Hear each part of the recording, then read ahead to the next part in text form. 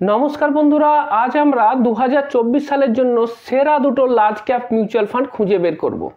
অনেকের মনে এই প্রশ্নটা আসতেই পারে যে লার্জ ক্যাপ ফান্ড কেনার কি কোনো প্রয়োজন আছে, কারণ অলরেডি ইন্ডেক্স ফান্ড আছে। ইন্ডেক্স ফান্ডের ক্ষেত্রে ফিজটা কম হয় এবং অনেক ক্ষেত্রে দেখা যাচ্ছে যে লার্জ ক্যাপ মিউচুয়াল ফান্ড যেগুলো সেগুলো ইন্ডেক্স ফান্ড যেটা তাকে বিটি করতে পারছে না। সুতরাং তাহলে আমি লার্জ ক্যাপ ফান্ডে কি ইনভেস্ট করব, কিছু লাভ আছে কি? তো সেক্ষেত্রে আপনাকে বলি, আমি একটা জিনিস দেখছিলাম যে টোটাল 30টা লার্জ ক্যাপ মিউচুয়াল ফান্ড আমি চেক করলাম এবং সেই 30টা লার্জ ক্যাপ মিউচুয়াল ফান্ডের ক্ষেত্রে আমি দেখতে পাচ্ছি যে 17টা মিউচুয়াল ফান্ড যারা কিনা নিফটি 100 টিআরআই যে রিটার্ন সেটা কনসিস্টেন্টলি 1 বছর, 3 বছর, 5 বছর এবং 10 বছরেতে বিট করতে পেরেছে এবং তার থেকে অনেকটা ভালো রিটার্নও দিয়েছে।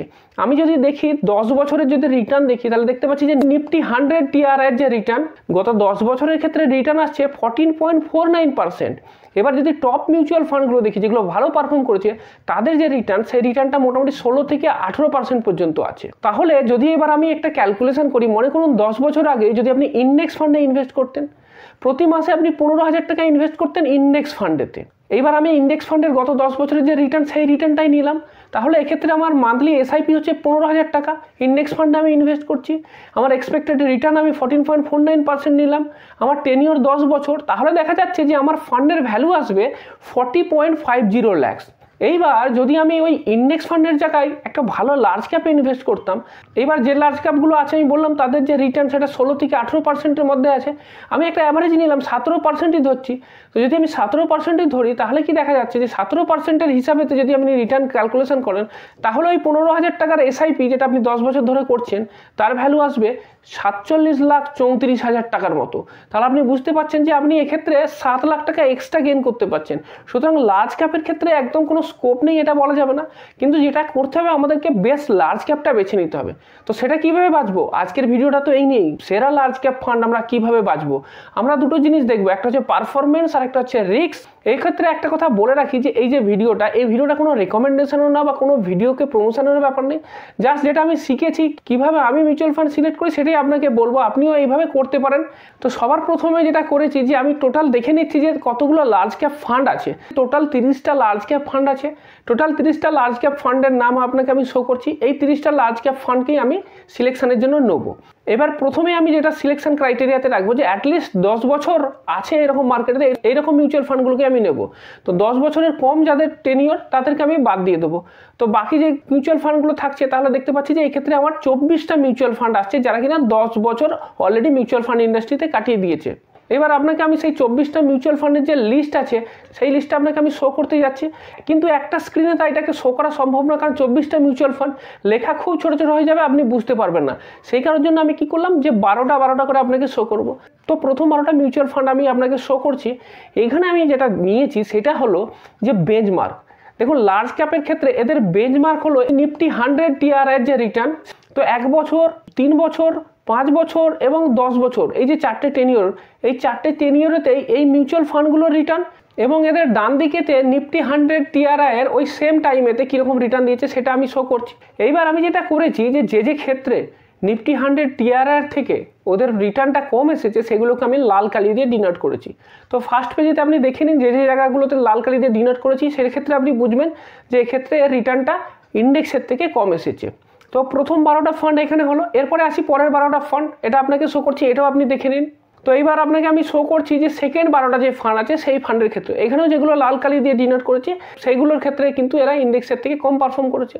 এইবার যেটা আমি দেখব, আমি চাই যে কনসিস্টেন্সি, অ্যাটলিস্ট এই প্রতি ক্ষেত্রে ইন্ডেক্সকে বিট করতে পেরেছে এমন ফান্ড কতগুলো আছে, অর্থাৎ যে ফান্ডের ক্ষেত্রে এই 4টে গেছেতেই কোনো লাল কালি নেই সেই ফান্ডগুলোকেই আমি সিলেক্ট করব।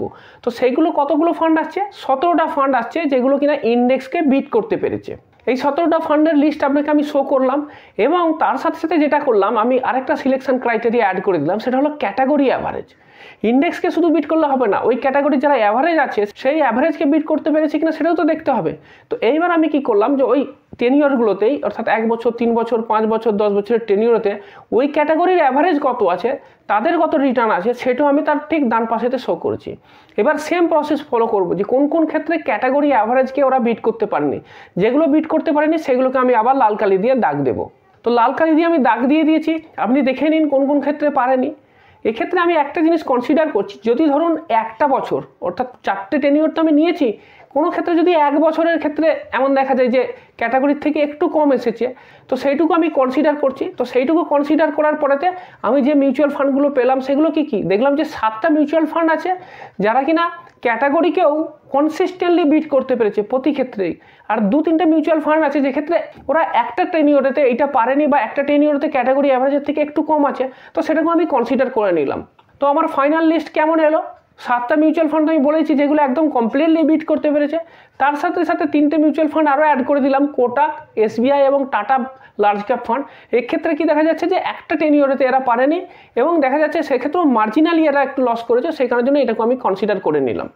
তো এই পর্যন্ত ক্লিয়ার হয়ে গেল। এবার আমার ফাইনাল শর্ট লিস্টে এসে গেল 9টা মিউচুয়াল ফান্ড। এইবার এই 9টা মিউচুয়াল ফান্ডেতে আমি দেখবো যে এদের রিটার্ন প্যারামিটার তো আমি দেখে নিয়েছি, এবার দেখতে হবে যে কীরকম রিস্ক নিয়ে এই রিটার্নটা দিয়েছে। তো সেক্ষেত্রে আমি কতগুলো রিস্ক প্যারামিটারকেও অ্যাড করে দেবো। তো রিস্ক প্যারামিটারের ক্ষেত্রে আমি কোন কোন প্যারামিটার্সগুলো অ্যাড করব? প্রথম হচ্ছে স্ট্যান্ডার্ড ডেভিয়েশন, দ্বিতীয় হচ্ছে শার্প রেশিও, 3 নম্বর হচ্ছে জেনসেন্স আলফা, চতুর্থ হচ্ছে টেনর রেশিও, আর একটা জিনিস অ্যাড করবো সেটা হলো এক্সপেন্স রেশিও। তো এই পয়েন্টগুলোকে আমি এখানে অ্যাড করে দিলাম। এইবার এই পয়েন্টগুলো অ্যাড করে দেওয়ার পর এইবার প্রতিটা মিউচুয়াল ফান্ডেতে আমি দেখব যে তাদের পারফরমেন্সটা এই যে প্যারামিটার্সগুলো দিলাম এই প্যারামিটার্সগুলো এগেনস্টে কেমন আছে। প্রথমে ধরুন 1 বছরের যে রিটার্নগুলো আছে, তো দেখতে পাচ্ছেন যে 1 বছরের রিটার্নেতে যে ক্ষেত্রে রিটার্নটা আপনার 15% বা তার কাছাকাছি আছে সেইগুলোকে আমি লাল কালি দিচ্ছি, কারণ কিছু ফান্ড আছে যেখানে 15-এর উপরে আছে, 17, 18, 20% পর্যন্ত আছে। তো 15 রেঞ্জে যেগুলো আছে সেগুলোকে আমি লাল কালি দিলাম। ঠিক তেমনিভাবে স্ট্যান্ডার্ড ডেভিয়েশনের ক্ষেত্রে কি হয় যে স্ট্যান্ডার্ড ডেভিয়েশন যত কম হবে ততই ভালো। তো আমি দেখবো যে ক্ষেত্রে স্ট্যান্ডার্ড ডেভিয়েশন বেশি তো সেটা খারাপ, তো যেগুলো স্ট্যান্ডার্ড ডেভিয়েশন বেশি আছে সেগুলোকে আমি লাল কালি দিলাম। ঠিক তেমনিভাবে 3 বছরের রিটার্নের ক্ষেত্রেও তাই, কম যেগুলো রিটার্ন আছে সেগুলোকে লাল কালি দিচ্ছি। শার্প রেশিওর ক্ষেত্রে কি দেখায় যে শার্প রেশিও যত বেশি হবে তত ভালো, যত কম হবে তত খারাপ। তো যে ক্ষেত্রে শার্প রেশিও কম আছে সেগুলোকে লাল কালি দিয়েছি। ঠিক তেমনিভাবে 5 বছরের রিটার্নটাকে আমি দেখে নিলাম। জেনসেন্স আলফার ক্ষেত্রেও তাই, আলফা যত বেশি হবে তত মিউচুয়াল ফান্ডের ক্ষেত্রে ভালো, যত কম হবে সেটাকে আমি নেগেটিভ ধরবো। তো সেইগুলোকে আমি ডিনোট করে দিলাম লাল কালিতে। তো আলফা এসে গেল।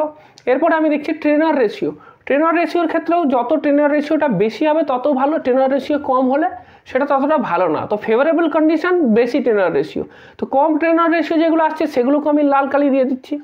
এরপরে আসছে আরেকটা প্যারামিটার, সেটা হলো এক্সপেন্স রেশিও। তো এক্সপেন্স রেশিওর ক্ষেত্রে আবার এক্সপেন্স রেশিও যত কম হবে তত ভালো, এক্সপেন্স রেশিও বেশি হওয়া মানে খরচা বেশি, তাহলে যে ক্ষেত্রে এক্সপেন্স রেশিও বেশি সেগুলোকে আমি লাল কালি দিয়ে ডিনোট করব। এবার আমি কি করলাম, পুরো স্ক্রিনটাকে আমি নজর রাখছি যে আমি দেখতে চাই যে লাল কোনগুলোতে বেশি এসেছে। যেগুলোতে লাল বেশি এসেছে সেইগুলো খারাপ, আর যেগুলো সাদা আছে সেগুলো ফেভারেবল। তো সাদা কোনগুলোতে বেশি আছে মানে হোয়াইট সেল কোনগুলোতে বেশি আছে। তো আমি কি দেখতে পাচ্ছি যে টোটাল 10টা প্যারামিটার্স নিয়েছি। তো নিপন ইন্ডিয়া মিউচুয়াল ফান্ড আর ICICI প্রুডেন্সিয়াল মিউচুয়াল ফান্ড এর ক্ষেত্রে আমি কি দেখতে পাচ্ছি যে 10টা প্যারামিটার্স মধ্যে 8টা প্যারামিটার্স পজিটিভ আছে, 2টো প্যারামিটার্স নেগেটিভ আছে। তো আমি এইগুলোকে সিলেক্ট করতে পারি। তো আমার যত সাদা সেল বেশি থাকবে তো সেইগুলো আমার জন্য বেস্ট মিউচুয়াল ফান্ড হবে। তো এইভাবে যদি আপনি দেখেন তো এই লিস্টটা থেকে আপনি আপনার মতো সিলেক্ট করে নিন। তো আমার মনে হয়েছে যে নিপন ইন্ডিয়া এবং ICICI প্রুডেন্সিয়াল ফান্ডের পাল্লাটা একটু ভারী আছে, কনসিস্টেন্সি বলুন, রিস্ক বলুন, এইগুলো যদি আমি দেখি তো এক্ষেত্রে এইগুলো ভালো ফান্ড। এছাড়াও আপনি আরও দেখতে পারেন HDFC টপ 100 ফান্ড, এটাও ভালো পারফর্ম করেছে। এডেলওয়াইজের লার্জ ক্যাপ মিউচুয়াল ফান্ড, এটাও ভালো ফান্ড। তো আমি একটা জিনিস বলতে পারি যে আমি যে ডেটাগুলো দেখালাম এগুলো তো সবই পাস রিটার্নের উপর বেস করে, তো পাস রিটার্নের উপর বেস করে এই ফান্ডগুলো ভালো মনে হয়েছে। কিন্তু আর একটা কথা বলা যায় যে এই 9টা ফান্ডই কিন্তু ভালো, কারণ এগুলো কনসিস্টেন্টলি কিন্তু এদের ক্যাটাগরি অ্যাভারেজ এবং বেঞ্চমার্ককে বিট করতে পেরেছে এবং ইন্ডেক্সকেও বিট করতে পেরেছে। সুতরাং এর মধ্যে যে কোনো একটাতেই আপনি ইনভেস্ট করতে পারেন। এইবার মনে করুন আপনি মিউচুয়াল ফান্ডে ইনভেস্ট করবেন, তাহলে শুধুমাত্র লার্জ ক্যাপ মিউচুয়াল ফান্ডেই তো ইনভেস্ট করলে হবে না, সাথে সাথে আপনাকে কিছু small cap, mid cap, flexi cap এই ক্যাটাগরিতেও তো কিছু ইনভেস্ট করতে হবে। তো আপনাকে একটা পোর্টফোলিও বানাতে হবে। মনে করুন আপনি টোটাল 10,000 টাকায় ইনভেস্ট করবেন, তো এই 10,000 টাকা ইনভেস্ট করলে কোন ধরনের ফান্ডে কত হাজার টাকা ইনভেস্ট করবেন সেটা যদি জানতে চান তাহলে আপনি আমার বাঁ দিকের ভিডিওতে ক্লিক করুন।